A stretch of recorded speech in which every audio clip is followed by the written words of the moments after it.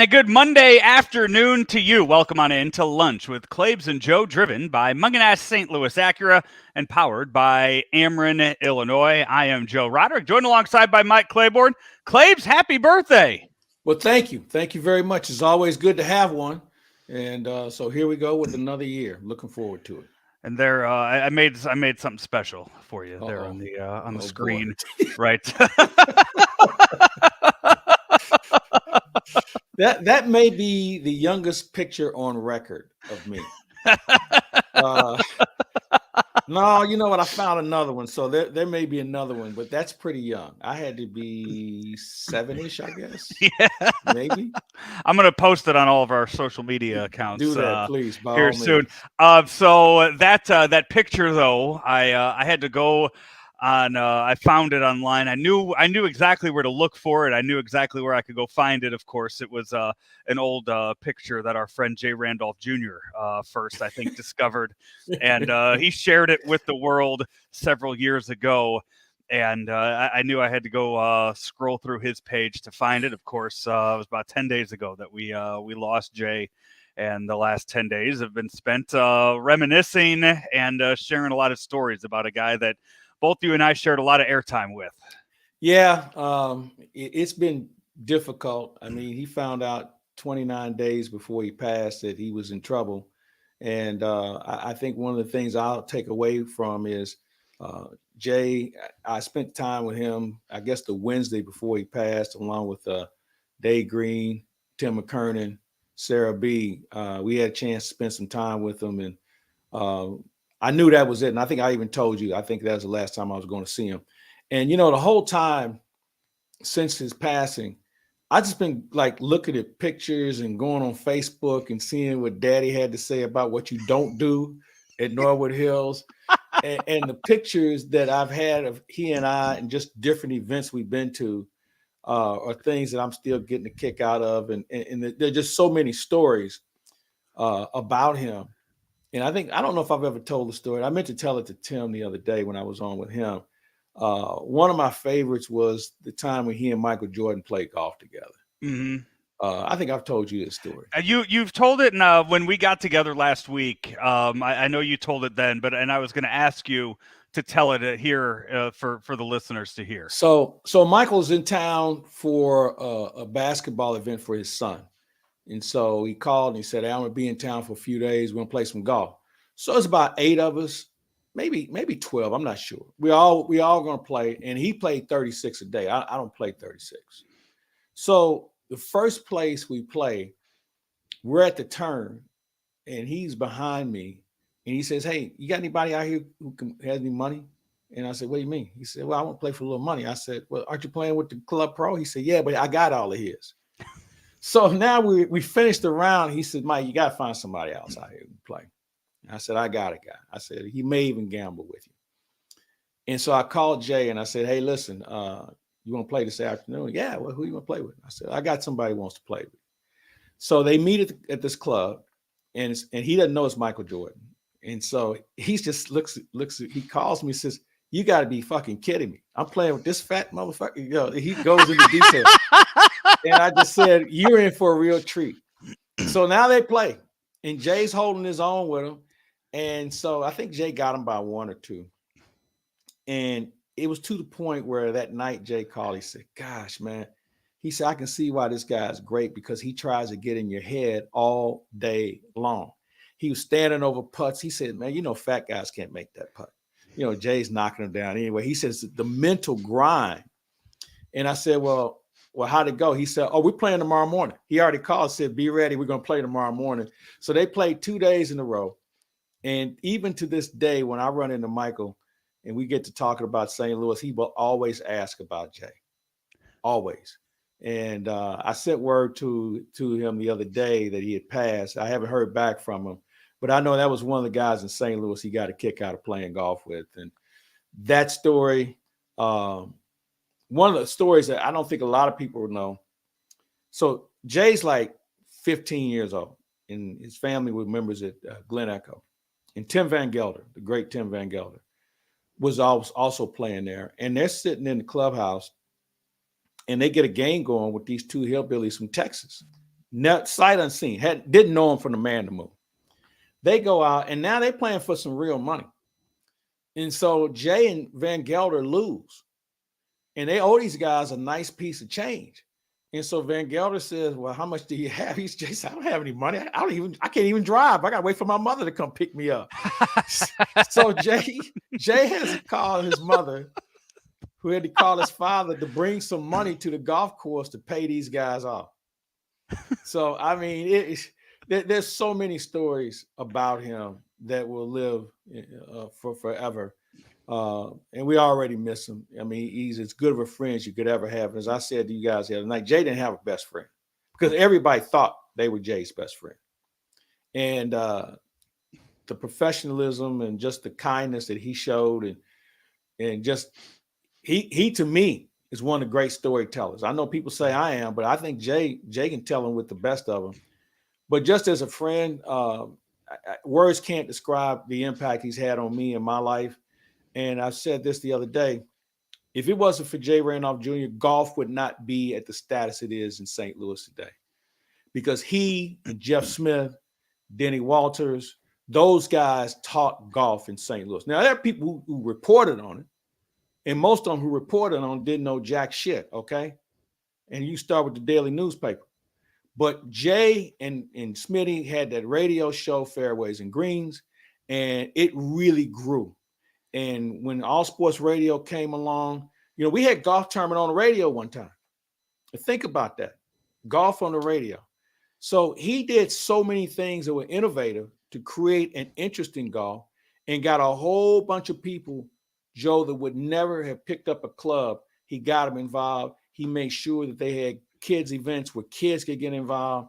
And golf has a lot to thank with regard to Jay Randolph and his impact on golf in St. Louis. I mean, just these past few years, the work that he did to get people back out to Normandy and the Gateway, and then they moved him out to Sullivan, and they had him doing stuff out there, and just the amount, just the things that he would come up with. Yeah, they had busloads of people that would come down to Sullivan and play on the Masters, play like the day of the Masters. They would play there and then just watch the final few holes. And he was putting together just the flyers. He was just putting out, hey, come out, bring this much money, play, give you a brat after 10 a.m. and we'll get you set up and this and that. I mean, he had so many people wanting to get involved and made it affordable for people to play and wanted people to play as much as possible. Yeah, he was the man, and we're going to miss him. And hopefully we'll get a group together. We'll do something to commemorate him on an annual basis for sure.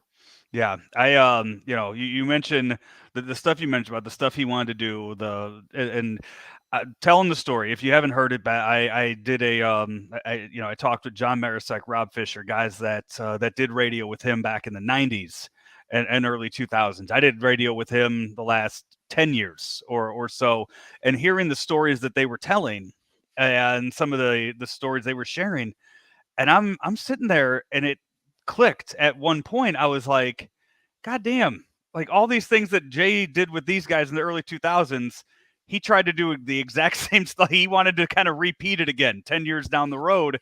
The story, I don't know if you've ever heard it, and if you haven't, if people haven't heard it yet, go check it out. The story of them in Louisville, the night that the week they spent in Louisville.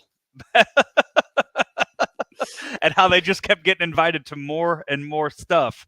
Jay and I went to Louisville, I think it was 2016. And damn it, Jay spent that entire 3 days there trying to get invited to stay the entire week. Well, Jay and I go back to 1991. All right. And he and I traveled together. What was ironic, I stayed at a resort that he and I stayed at almost 30 years ago. And I almost got the same room. But we had some golf trips, some gambling trips. I think, and Dave Green brought it up the other day. When Dave Green got married, we just said, hey, let's have a bachelor party. And we all went to Vegas. The only time I saw Jay was when we got on the plane to fly out there and we got on the plane to come back. I didn't see, I had something going too, but Jay was on a mission, man. So it was, again, we could do a whole podcast on Jay Randolph Jr. And the impact he's had on people. But just a wonderful person for so many reasons, and I miss him every day. And I'm that guy. When you have your cell phone, I don't delete people when they pass. I leave them in there because every time I look at their name as I'm scrolling, I always going to have a good memory, and I'm going to have a ton of good memories about Jay Randolph Jr. Yeah, I was showing his son last week. One of the final things, I think, if you knew Jay, you knew he was a big fan of Beetlejuice from the Howard Stern show. Yes. And one of the last pictures that I had sent Jay before I found out he got sick was Mount Rushmore of Beetlejuices, and it was.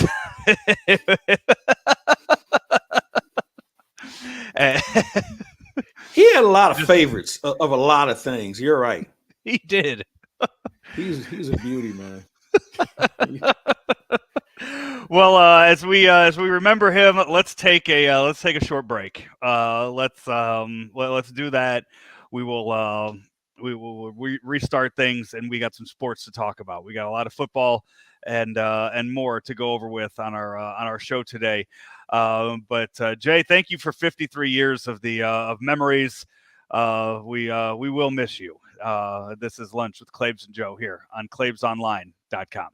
As one of St. Louis's fastest growing companies and largest private companies, St. Louis Acura is proud to serve you and remains committed to becoming better than ever for you.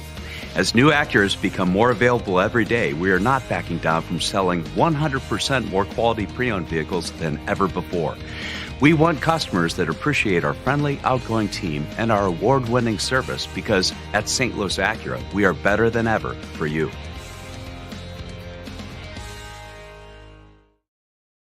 Back here, Lunch with Claibs and Joe here on claibsonline.com, powered by Ameren, Illinois, driven by Munganast. St. Louis Acura will be out at, we got to figure out when we're going to be out at Munganast next. Claibs, as I know you have some more traveling to do. Next Monday, you're going to be in San Diego, right? Baseball winter meetings are coming your way, and that should be interesting for a lot of different reasons. There's so much going on in the game. Once again, free agency has gotten off to a slow start, but I think things will heat up because I think teams really know what they want, and I don't think they're going to fool around because there isn't that much talent out there to be had. So I think you're going to see some teams that will change their way and change their approach and how they do some things. So hopefully the Cardinals will be one of them. Yeah, we'll get a lot of reports from there. You'll be down there, of course, for KMOX, but also we'll be putting stuff up online at the all new looking claibsonline.com. If you haven't checked it out yet, head on over there and see everything we have over on claibsonline.com. Plus some announcements coming for 2023 that we are very excited about launching over there. But check it out and see everything that we'll have. Especially with Claibs out at the winter meetings. Claibs, before we as we kind of briefly touch on baseball, we are right in the middle. We are hot and heavy football season, both college football and in the NFL. Let's start with college because there's still a few weeks left in the regular season of the NFL, but college football, I mean, we're down to it. Some of these teams have one game left. We think we know who the Final Four are going to be. I think right now, going into the conference championships this weekend, I think it's pretty cut and dry right now who the top four are going to be in that college football playoff. And I think it's going to be Georgia, Michigan, TCU, and USC. Yeah, Who are you going to make an argument for here? Well, I mean, I think everybody is kind of raising the jaundiced eye to TCU because they've never been in this situation before. And they're not one. But let me finish. But since they've been in the Big 12, because when they were Mountain West, you remember back in the day, like Andy Dalton, before they were good. They'd play in those January 1st bowl games. Yeah, but they didn't have the opportunity. It's the Mountain West, okay? Right. So I'm not taking anything away from them. I think they played everybody on the schedule. They play in a legitimate conference, and they've gone undefeated. And I think that for some, having another conference that didn't have the SEC or the Big Ten on it is good for football. But I think everybody would be interested to see them stub their toe because there are a couple of teams right on the cusp that I don't think anybody would want to play right now. And I'll start with Alabama. I don't think anybody wants to play Alabama right now and give them a chance to get in this thing. Ohio State is a team that had everything going for them. And I'll be surprised if they're not ranked like 7th or 8th. I think they took a significant hit. Not only did they get it clobbered, they got clobbered at home. They got outcoached, outplayed, and everything else. But I won't disagree with you on those 4 teams unless somebody stubs their toe. And anything's possible.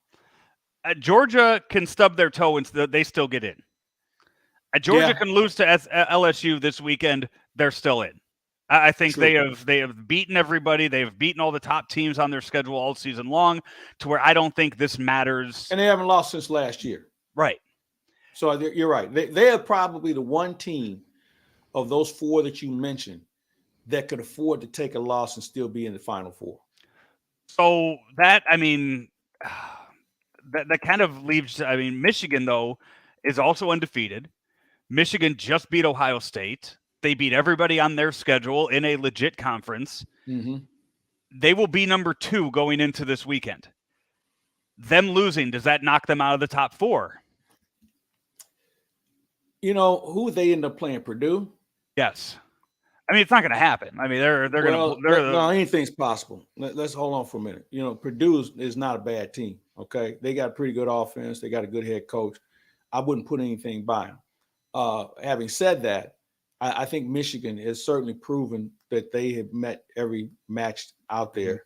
I don't think they could slip out of it. No, I don't think so. All right. Then, USC, they already have 1 loss on them. USC is a hot team right now. Yeah. Yeah. So they're in because they moved up the ladder.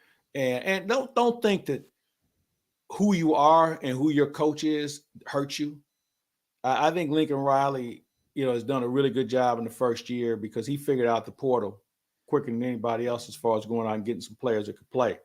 So with that said, I think that USC, now who do they have next week? They don't have so Pac-12 does not have a conference championship game. But they have one more game. They play out in Vegas. I don't see it on their schedule anywhere. Yeah, they play out in Vegas. Against who? I forgot who it is. I don't know if they I'm looking game. I'm looking at my schedule right now. I do not see another game on their schedule. They have another game. Friday, December 2nd. Okay, Friday, December 2nd, Utah. They play Utah, USC. Okay. Yeah, now that could be a trap game because Utah's pretty good. Utah's the only team that's beaten them this year. Right. They lost at Utah back on October 15th.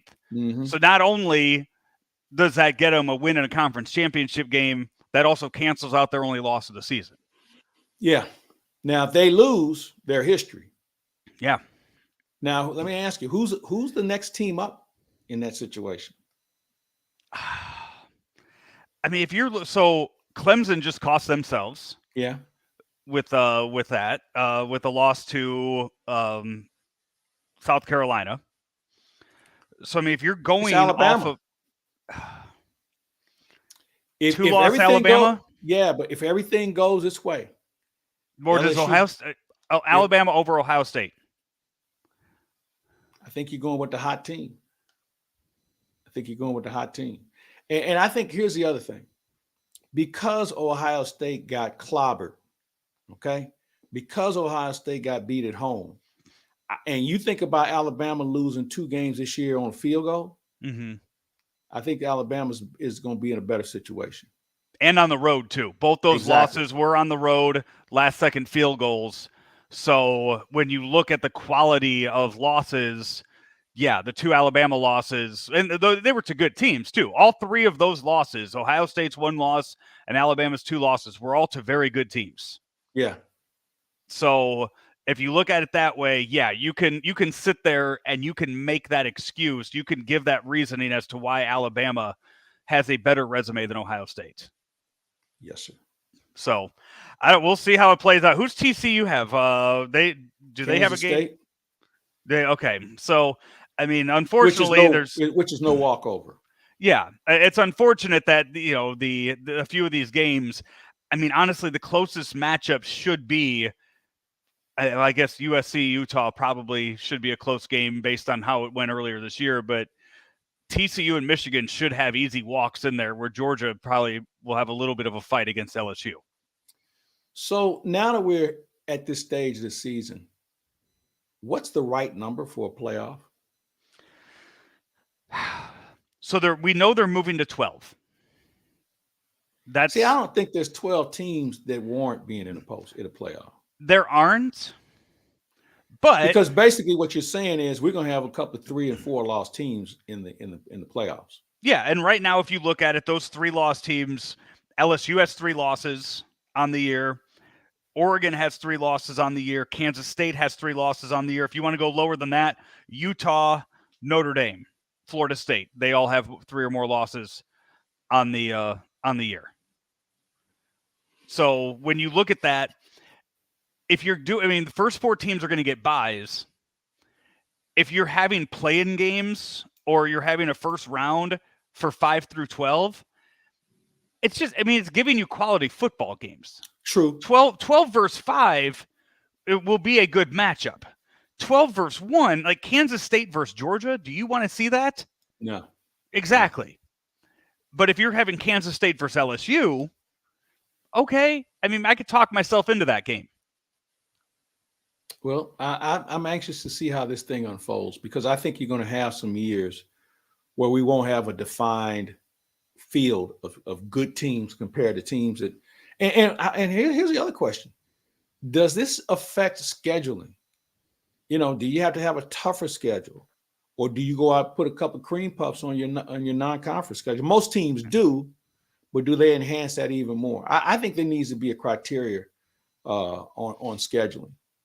They could just like this whole bowl eligible thing, and Missouri is a good example. If they didn't have so many cream puffs on the schedule, they wouldn't be involved in bowl game. And I think anytime you have a team that's at 500, I'm not sure if a 500 team should ever be involved in postseason play at any level. Well, there's going to be a couple 5-loss teams. So as of the 26th. As of November 26th, there were 79 bowl-eligible teams for 82 spots. I did not see. I know Buffalo has a game, I guess, on Friday coming up. So at least 2 5-7 teams will qualify for the. Will qualify if I haven't looked at all of it yet. I'm just going off a Brett McMurphy tweet from this past weekend. Okay. So so you're looking at 79 teams that got in. So not enough teams. Yeah, you had 80 teams this year that did not win 6 games or that only won 6 or more games. That's a whole lot of teams that lost. that only won 5 football games this season. And that brings us to all of the coaching changes now we're going to see, which will then lead to more things happening in the transfer portal. And right now, we know Arizona State, they just hired their new coach this past weekend. I think it was the offensive coordinator from Oregon, right? He's 32 years old. Yeah. And the big one though is Wisconsin going out and getting Luke Fickell from Cincinnati. So Luke Fickell, who's been kind of a hot name the past couple of years, finally makes that jump now to the Big Ten. Maybe he was kind of sitting there waiting for Ohio State to open back up at some point. Yeah. But now he jumps to Wisconsin, and I didn't think the interim coach at Wisconsin was doing that terrible of a job. This is all about name recognition more than anything else. Luke Fickell probably did all he could do at Cincinnati. Yes. And, it's probably, I don't think Wisconsin is an ideal job. They've had success under Barry Alvarez. But, it's the Big Ten. It's a safer situation, more access to facilities. So it's good for him. But it also opens up a job at Cincinnati. And, is Cincinnati a legitimate football school? I think the answer would be no. They were good under Brian Kelly. Fickell has done a really nice job as well, but I don't think other than last year, Cincinnati was ever scaring anybody when it came to late season bowl games. Mm-hmm. No. And then another Big Ten move, Nebraska. I haven't seen if they officially have hired Matt Rule yet, or if it was just being reported that it was close. It's my understanding that it's close. There should be an introduction this week. Yeah. So that's, the Big Ten gets, more big name coaches. Yeah. Well, they have to. Yeah. They should. They should have, if they want to be up there with the SEC as far as football goes and think they should, they need to get those big names. So, but here's the thing on Rule. Okay, he had a small run at Baylor. He was terrible in the NFL. Do we really know if this guy knows what he's doing? No. And where did he come from? Did he come from Temple before then? Yeah. So I mean, my thing is, we jump. I mean, these colleges jump at guys who I don't know have a complete resume compared to some guys out here who have coached for a while who probably deserve a shot. I'll tell you an interesting guy that'll be out there is Bill O'Brien, the Alabama offensive coordinator. He's done a good job at Alabama. He's done a good job just about everywhere. He just didn't get along with some players in Houston. But he'll be an interesting name that'll be out there. That South Florida job is now open. So, and Central is open too because Willie Taggart got it, didn't he? Yeah. So Colorado's open. Colorado reportedly has offered Deion Sanders a contract. That's not going to happen. No. If Deion Sanders jumps to any school from Jackson State, it's not going to be Colorado. Like he's going to stay somewhere warm, somewhere in the South where he can recruit. I mean, let's face it. Bill McCartney was the only guy that had any reasonable success at Colorado. Okay, now he may have pushed the envelope as far as recruiting was concerned, but Colorado's they're barely Big 12 in anything. Yeah, that's the Bill O'Brien name for. That's one I'm surprised we haven't heard anywhere yet, unless he's comfortable right now working under Nick Saban. You're right. Because we've seen Nick Saban take these fired coaches, put them in a coordinator job for a few years, and then they get to kind of go pick and choose where they want to go.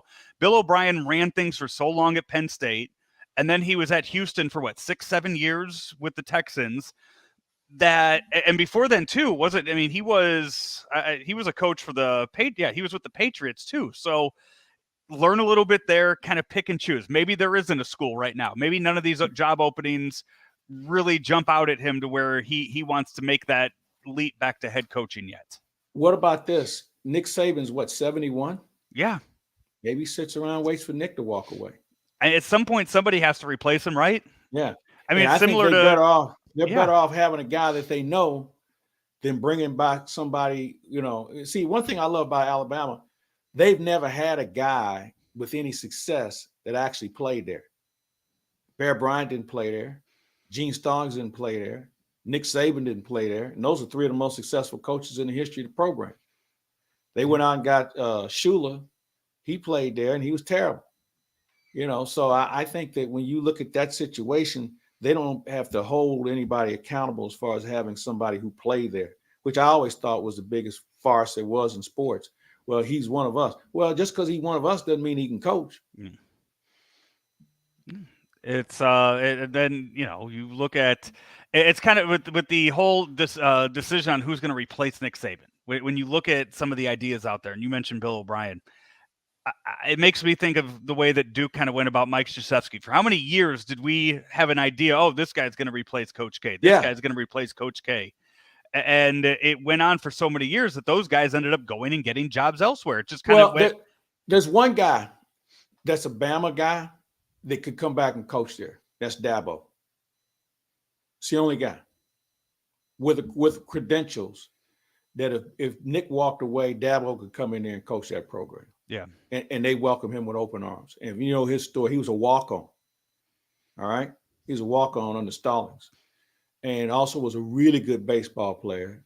And if you let him tell you, he could have played basketball at Alabama as well. Although Wimp Sanderson always said he could have never played for him. He said, I'm not saying he couldn't play. He just couldn't play for me. But I think Dabo would be the only guy, when we talk about name individuals who played at a university, he's the only guy that can go back there. When we look at some of these coaches that are going to be moving around, today is the 1-year anniversary of Lincoln Riley announcing that he was going to leave Oklahoma and go to USC. Took quarterback Caleb Williams with him when he went there. So now when you start looking at some of these, because we haven't seen it yet. We haven't seen any big name coaches jump from one to the other. For the most part, it's been guys that were fired, didn't have jobs, that are going somewhere else. Luke Fickell to Wisconsin, that's a coach taking a step up. Oklahoma to USC, that's a lateral move. And that's a coach that wanted to make his life better and go out to Southern Cal and saw more opportunities for himself going there. When you look at that and you look at the players that might get taken with, because now Oklahoma, they didn't have a very good year. They lost a lot more than just a coach. You start to wonder who might be out there that does make that jump this year. Who's a possibility for that? Let me throw something out at you, because we know Mizzou's bowl eligible now. Is there any program out there looking at Eli Drinkwitz? I would say no. We know he can recruit, but we don't know if he can coach.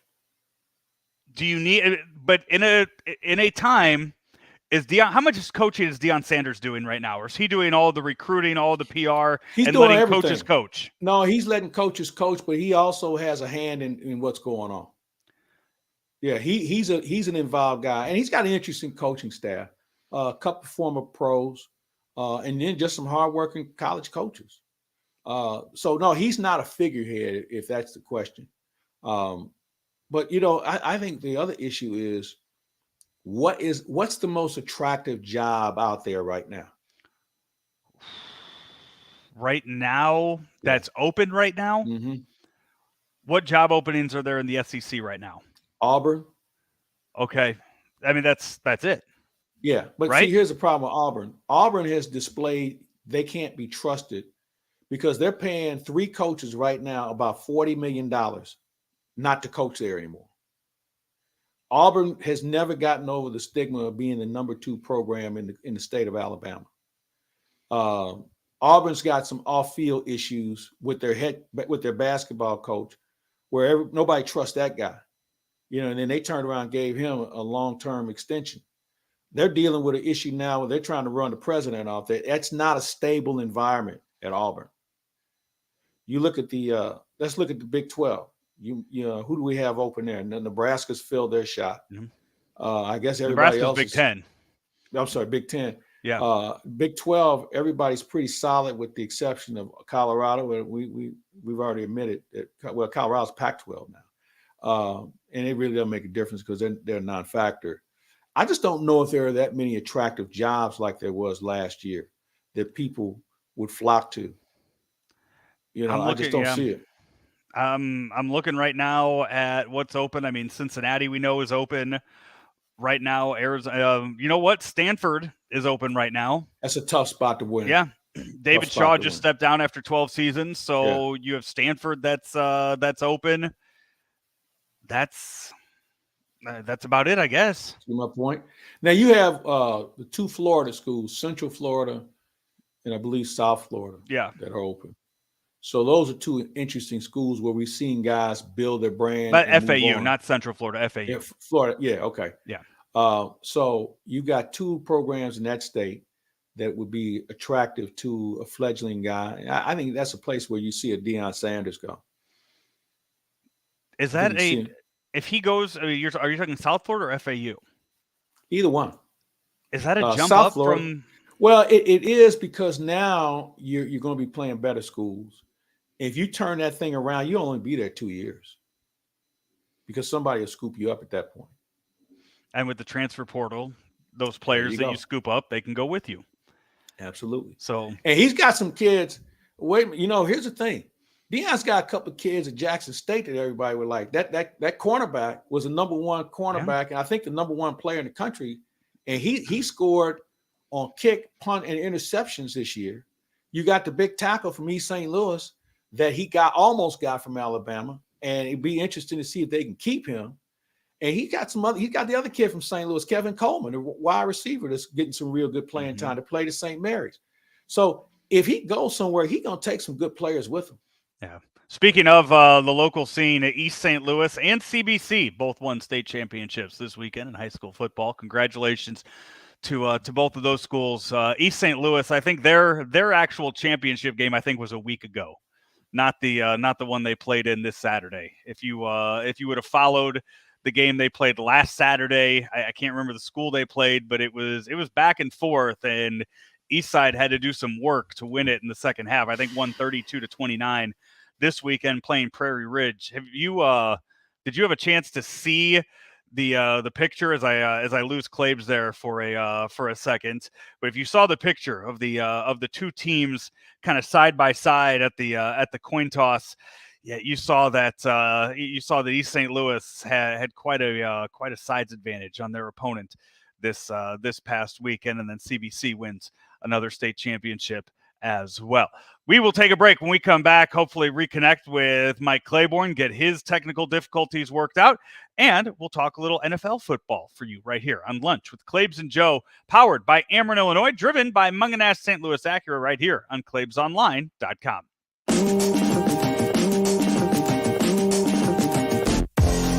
My name is Jeremy Seabury. I am one of the owners of Pulpit K9. Marcus Galmore, co-owner of Pulpit K9. What makes us different from other dog companies is there is no breed left behind. We stand by that 120%. We specialize in aggressive behavior modification. Good. We don't turn away. We bring them in for a free evaluation to see if we can help the dog. Here at Pulpit K9, we focus on the owners, educating the owners. How do I get this dog to give me the behaviors that I'm asking for without the treats? So that's when me and Marcus come in. We train the dog, so when you take the dog home, you don't need the treats. The dog is doing it because you're asking it to. After each training package, we go through a series of lessons. We keep going until the owner gets it. We make sure that they go over the beatings with their dog, and that dog is listening before they leave here, but also we follow up when they get home. Is your pup listening to you here? If it's not, we one phone call away, we'll make a trip. We got the Pulpit Mobile, where we go out to their homes and make sure their dog is okay.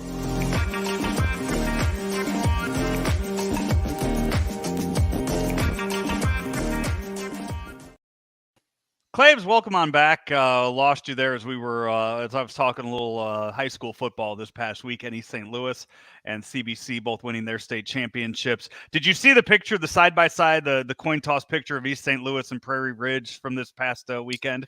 Yeah, you kind of thought that this was going to be over with quick, and it was. That East St. Louis bunch, man, they dominated from the opening day of the season. Now, I know they had a loss, but, they had an incredible schedule.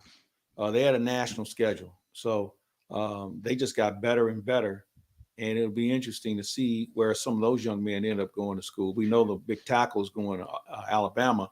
But they've got some other good young players on that team. And they destroyed everybody in postseason. What, they give up one touchdown? No, they won the week before 32-29. Okay. But outside of that, out of town. Outside of that, I think it was one touchdown. It was a lot of shutouts against them. And I think they have two kids from that line going to Illinois next year too. But I know their quarterback and their running back were both juniors, so they'll both return, and somehow they'll restock and be ready to go find a way to do it. I didn't know much about the CBC team that won state. Good team. They had a lot of kids that came back, and how they won. They blocked a last-second kick to take it into overtime, and then took over from there, scored in overtime, and then came back and had to play defense to stop Lee Summit, which is a pretty good program. So good weekend for them. And this weekend we've got games going on. A lot of local teams that are going to be playing for the state championship. We got Francis Howell, we got St. Mary's, we got Cardinal Ritter. We've got quite a few teams in the area that are going to be competing. So we wish them all the best. I think I'm going to go up to Columbia on Friday and catch one of those games. I didn't know. So they do 2 weekends, because Illinois is done. Illinois played their games Friday and Saturday, and their postseason's over with. Yeah. So depending on the weather, I may go. I am about weather. So yeah. The NFL this past weekend, Claibs, we're getting a little more clear of a picture of for the postseason in the NFL. Maybe. Boy, there's so many bad teams that you just don't know who's really good. I can tell you this: Kansas City's pretty good. Philadelphia's pretty good. And by the way, who's the most valuable player in the league this year? You know what? So before he got hurt, it was Josh Allen. But now I think it's wide open right now. Jalen Hurts, I think, should be running away with it. He's leading a 10-1 team. You saw what he did with his legs last night. I think Jalen Hurts deserves to be in the conversation for that. One guy, what about Tua? Do you put Tua's name in there? I think when you look at it, Tua, Mahomes, Hurts, or the 3 quarterbacks. And that's where the problem lies, because we have made this award, much like we've made the Heisman Trophy Award, it's all about what the quarterback does. And granted, I understand how important quarterbacks are. But, you know, you got to think about some other positions on the field who might be having stellar years also. And the problem is they don't get covered. They're not identified as much as we see with quarterbacks. Mm-hmm. But yeah, I think those 3 guys would probably be in the hunt. I think I'd give it to Hurts because of what he's meant to that team. And then Mahomes would be second and Tua would be third. Yeah. The Lamar Jackson just keeps pushing too. They lost, I don't know if you saw the end of their game. I did yesterday. It's, you know what, when you're able to line your kicker up for a 67-yard field goal, and still he didn't miss by much. And be disappointed that he didn't make it. He didn't miss by much. I mean, if he'd had a good gust of wind, that thing would have got over the crossbar. I'm surprised they didn't call it. I thought they had 2 timeouts going into that play. I was surprised they didn't call a timeout and kind of reset and just give him a chance to, maybe catch his breath, because they snapped that ball with about 1 or 2 seconds left on the play clock. Yeah. So, well, it's a situation that he's practiced before. It just didn't work. No. But that does say a lot about a guy who you really have confidence in making that kick. Right. I've never seen, watching that game live, they were showing, how they put the line out there on the field, where they're the target line of where they want to get to for their kicker to make it. I mean, when it's at the logo on the field, that ought to tell you something. I don't remember who was on the call for the game, but they show it on there, and both announcers were like, "Oh, that's where it is." Okay. Yeah. Like, they just need to get to midfield. Okay. And they'll trot him out there and they'll give it a go. But but right now the standings for that, which, by the way, great games on Thanksgiving. Great on Thanksgiving on Thursday. It was really nice to just sit and watch 3 competitive games, because the Lions are close to figuring it out.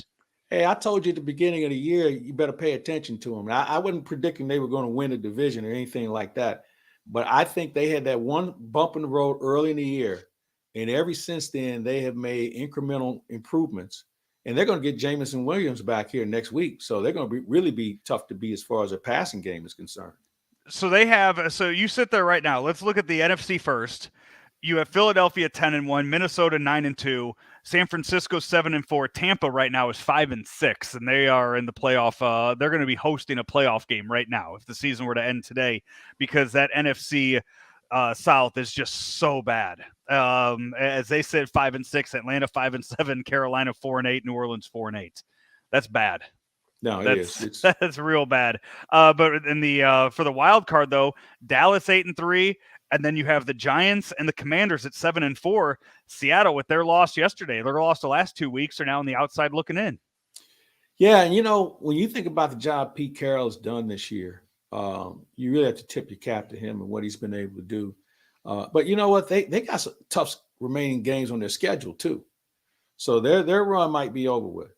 Yeah, they Rams, Carolina the next 2 weeks. Yeah, but then they go San Francisco, Kansas City, and then the Jets. Mm-hmm. Those 3 games right there might cost them a playoff shot. I tell you what, the Washington has the 7-5 right now. They have surprised a lot of people with how they're playing, especially with Taylor Heinicke playing the way that he's playing. Well, you think about all the distractions that come with that team off the field. You lose your starting quarterback. You have a couple other people go down. You get a guy from the XFL to come in and lead your team. It says a lot about the job Ron Rivera has done, including firing one of his coaches before the season started. His defensive coordinator got himself in trouble on Twitter. I mean, that thing was a mess. Yeah. And he's found a way to keep it together. Former Battlehawk legend, Taylor Heinicke. You're a good friend, apparently. Yeah, real tight with with the Battlehawks quarterback. Did you see, talking about how much of a mess it is in Washington, did you see the statue that they put up for Sean Taylor? No, I didn't. I'll send it to you after the show. They put up a memorial statue. You remember how much they were doing it. You remember how much of a mess it was last year when they retired his number. It kind of was thrown together last minute because Daniel Snyder was getting into a little bit of trouble somehow, and they were like, you know what? Hey, let's retire Sean Taylor's number, and then Jackson Mahomes is dancing on it and that. So for Sean Taylor, I'm going to bring this picture up real quick for the people that are watching us right now. It's basically just like a mannequin that they found thrown in the dumpster at a JCPenney, Claibs, and they decided they were going to put Sean Taylor's uniform on it, and just the top. I mean, just the top and the bottom, because they have him in some Adidas soccer cleats. Oh Lord! In this, here's the picture right there. This is the monument. If you're watching it right now, or if you're listening to it and you want to go to the 46-minute mark of our YouTube feed for it. You can see it wire arms and Adidas soccer cleats on a Sean Taylor uniform. Well, it just goes to show you what an embarrassment this organization has been off the field, and another chapter has been added to it. And this is 0 for 2 now in trying to honor Sean Taylor. Yeah, he's gonna come back and haunt somebody before it's over with. I mean, they haven't won shit since he died, so it's not. At least until Daniel Snyder's gone. I mean, hopefully, whoever comes in and owns the team finds a way to kind of right a lot of these issues that they've had honoring one of the best safeties of the era of his era. That's true. Also, last night, we talked a lot about Jalen Hurts and the Eagles. But Aaron Rodgers in the game last night, he goes down with an oblique injury, already playing with a broken thumb. Jordan Love comes in. Yeah, Jordan Love comes in and goes, 6 for 8 out there, throws a 70-yard touchdown pass to Christian Watson in the game. And, I mean, I don't think he's going to take Aaron Rodgers' job this year. I think if Aaron Rodgers is healthy, Aaron Rodgers starts. But I think this makes it a lot easier for the Packers to part ways with Rodgers after the season. I agree with you. I was thinking the same thing. I think that this is perfect for the Packers. Now, I don't know what the cap hit would be, but this Aaron Rodgers thing has just dragged on too long. I mean, he was a very good quarterback at one point. I don't think he's been the best teammate for a lot of different reasons, but at the end of the day, the Packers needed to move on anyway. I would have never given him that extension. I just would have said, look, man, we got to move on. His cap hit for 2023, $31.6 million. Money well spent as far as I'm concerned, because you can't win with him. You don't have enough talent to win with him. As of right now, we sit here. I thought Denver would have been a great place for Aaron Rodgers to go. Denver has Russell Wilson. They owe him a lot of money too. And he's not doing shit. I think he threw it for his 8th touchdown pass. Yeah, that's a bad team. It's poorly put together. Yeah. Well, actually, you know what? They have a good defense. But McDaniel, once again, has proven not to be the coach everybody thought he was. I mean, was this his 3rd time? Well, he was here in St. Louis. Who are you talking about? Their head coach. McDaniel's the coach of the Raiders. Oh, you're right. I'm thinking of the other guy who Nathaniel never Hackett is the head coach of the Broncos. He's Paul Hackett's kid, and Paul Hackett was a pretty good coach. Yeah. But he was never a great head coach. And this guy has made too many rookie mistakes. So I wouldn't be surprised to see them cut the cord, especially with new ownership coming in. Right. So, but Broncos are out of the question because they owe Russell Wilson money. I think I said at the beginning of the year, I mean, with Stafford being hurt as much as he has been, Stafford got his ring. I wonder if the Rams end up being an option for Aaron Rodgers. But do they have? What about the cap hit it would cost you? I don't know how you restructure. I don't know how all that works. This is a team that's already cash strapped. I mean, cap strapped. Yeah, that's you have to get somebody more financially aware of how all that works than me to do that. But what about this? How ironic would this be? Because we saw this weekend, we saw Zach Wilson injured. We saw Mike White come in and throw for 3 touchdowns for the Jets. What if Aaron Rodgers ends up going to New York and playing for the Jets the same way Brett Favre was kind of kicked out of Green Bay? Aaron Rodgers just goes home. Okay. He has enough money. Yes. You know, I don't know if it's worth the investment. I just don't. I haven't seen enough this year And while the Jets are obviously better, and they're playing with a lot of beat up people too, especially in their offensive line, they still find a way to get it done. I just no, I'm good, and because I think now you're really hurting yourself cap wise on showing up some areas that you probably need to, because apparently Aaron Rodgers needs a lot more help that he's getting in Green Bay, and I just don't see it happening. Stuff to that'll play out over the next few weeks here in the NFL. We'll get our picks and all that updated up on the website claibsonline.com, and all of the games will be we'll pick the games on Weekend Joe coming out this Friday, also available on Claibs Online. Hey, one short break, come back. We're going to wrap things up right after this. From our roots in St. Louis, Royal Banks of Missouri is branching out to continue serving you with our locations in St. Charles, Jerseyville, Granite City, and now in Hannibal, Center, and New London. Royal Banks of Missouri, the community bank in your community. Back here, lunch with Claibs and Joe, driven by Mungenast St. Louis Acura, Mungenast Alton Toyota, also powered by Ameren, Illinois. And hey, also the St. Louis Cardinals 2023 all-inclusive tickets are on sale now and start at just $59. See the game in style with a full buffet, complimentary bar, and a great view of the game. Get your single game all-inclusive tickets today at cardinals.com/holiday. They also put out their promotional list a week or so ago. Claibs, still no Mike Claiborne bobblehead on that promotional list. No, I'm sure we got to honor somebody else before they get to me. We'll find a year at some point. We'll find a year where they're not honoring something, and we'll get that Claibs bobblehead. I'm good up there for that. Claibs Blues huge win down in Florida this weekend, coming all the way back down 3-0 to Tampa, and are able to somehow turn it around and get a win. Right when people thought, okay, the winning streak is over at 8, they lose in Buffalo, they lose at Florida, and now thinking everything's going to fall apart and we're in for another long losing streak. No, they turned it back around, and they show they're not a team of just highs and lows. Well, you know what? It's a league of highs and lows. I mean, you look around the league, with the exception of Boston, everybody's kind of gone through this. But, tough news today in losing Robert Thomas for an extended period of time with an upper body injury. That's not good. So we'll have to see what this team is going to deal with. And with them playing Dallas this week, tonight, that's a good hockey club in their own right, in their own division. So the Blues have a lot of work to do. This is still a team that has yet to all be in on commitment. When they're committed, they're a pretty good hockey team. When they're not, they're really lousy. And I flipped those around, by the way. It was Tampa they lost to, and then they came back and they beat Florida. Yeah, on Saturday. So, yeah, 2 games this week. You mentioned Dallas tonight, Carolina on Thursday before they head out to a an East Coast swing. Pittsburgh, Rangers, and Islanders to kick off the month of December. You and Alex Ferrario will get together at some point and record the Ferrario face-off for that, along with the work that you'll do this week with Howard Richards. You guys have some football. A lot of stuff going on this week. Yeah. And then Claibs, we got World Cup. How much World Cup have you watched? I've been watching it.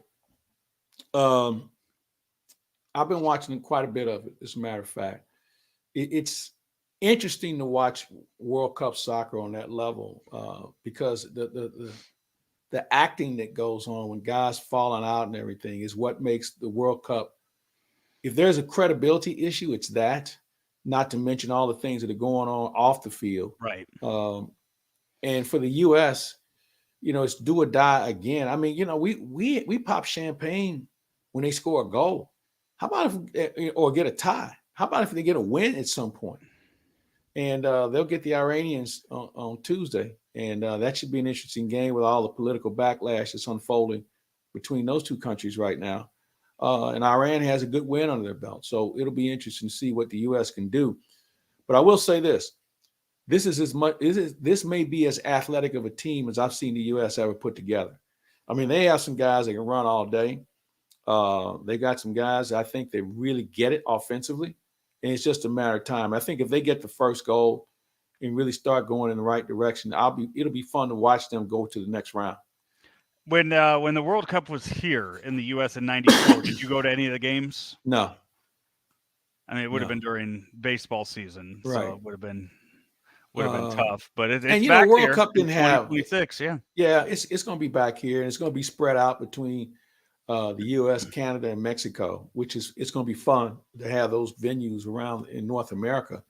But the World Cup, FIFA's got to get their act together. They have done this all wrong, starting with putting this thing in the country that bought their way in. And, we can sit and talk about that all day. And if you're Anheuser-Busch, you're saying to yourself, well, hold on a minute. We obviously going to do the World Cup in 2026 for free. We're not spending another dime because you got all our money from this year. But there's been some discussion about certain countries walking away from FIFA. And I think that, it's a situation where we all know they're pirates. Them, the International Olympic Committee, the NCAA, they're all the same group of people. Mm-hmm. So I wouldn't be opposed to them walking away from it. Believe me, there's enough money out there to create another faction, a credible soccer federation that could run this thing and do it in a better manner and not have all the political backlash that comes with it. Yeah. As you mentioned, tomorrow it's U.S. versus Iran. 1:00. U.S. has to win to get in, so they can't tie. They tie, they don't advance to the next round.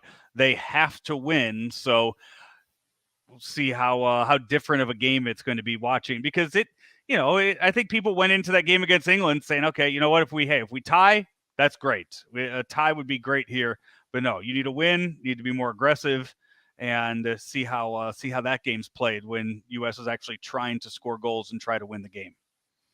We shall see. Claibs, anything else you have planned for the week? It's going to be a quick week because obviously winter meeting starting next week. We got a few people we're going to try to interview this week. So I just say stay tuned. We'll have a lot of hockey coverage coming up. 2-man game with Rockio and Rammer.